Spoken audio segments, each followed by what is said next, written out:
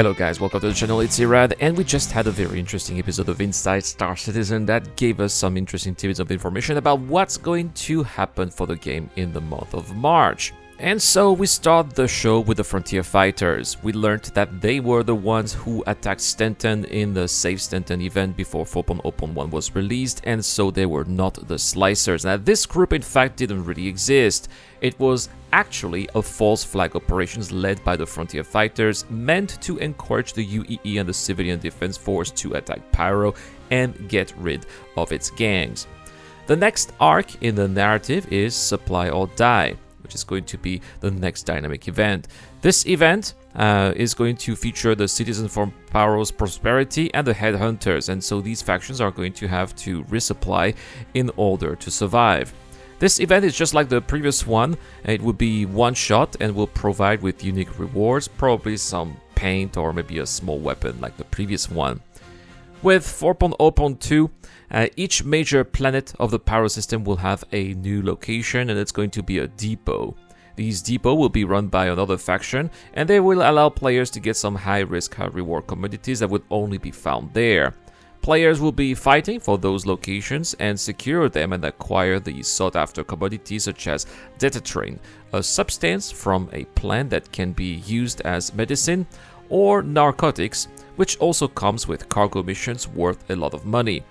The images from the Inside Star Citizen episode shows millions of Alpha UEC.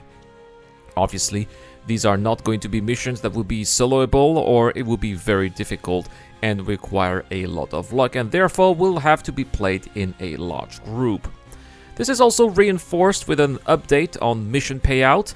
Now mission payouts are updated to reflect the size of the group that's expected to complete the mission, so that the group members get a decent payout at the end of the day, instead of just having a payout meant for one player split into several group members.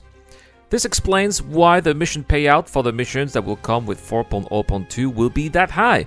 It's simply because large groups will be expected to do these missions, and so the members should be paid accordingly. So there will actually be 3 tiers of mission payouts: solo missions, missions for group of 4 to 5 players, and missions for groups of 10 and above. In addition, we learned that in a future patch, mission payouts will scale dynamically to reflect on the group that we have. Back to Datatrain from these missions, the developers also added that not only will Datatrain be required for the event, but if you complete it, you will be able to sell it in the game universe as well for a profit. Then there will be a mission that will require us to acquire some ice and tin. Those can be bought, mined, or stolen. It actually doesn't matter how you acquire those resources as long as they get delivered.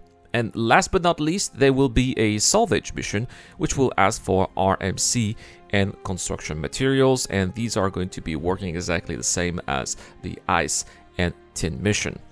These missions are of course part of the push to bring more narrative elements into the game as Clan Imperial Games continue to work on quality of life improvements and bug fixes. We were also told that the February missions will be pushed to the end of March, so that if you couldn't play Star Citizen in February, like me for example, because the game was unplayable, or because you play Kingdom Come Deliverance 2, then you will be able to do those missions in March. Now, this raises the question: will Clan Imperial Games be able to make the game playable enough so that players stay engaged in the game and complete the missions? As far as I'm concerned, elevator issues, hangar issues, server performance issues, or simply physics issues or falling through planets have made me take a break from Star Citizen in February. I'm hoping 4.0.2 will make the game playable enough so that these events are enjoyable enough, but I think that pushing for these narrative missions with unique rewards is a little premature given the state of the game. In my opinion, Clan Imperial Games really need to make the game playable first and then get these missions out, because otherwise they are just going to add more frustration than anything else. So that's pretty much it for this episode of Inside Star Citizen. As always, if you enjoyed this content, please make sure to leave a like, subscribe for the channel. This can get you a last chance to win this MISC fortune. If you're a Patreon and YouTube member, you get automatic entries. Guys, thank you so much for watching. I will see you guys in the next video. Have a wonderful day. Take care. Bye.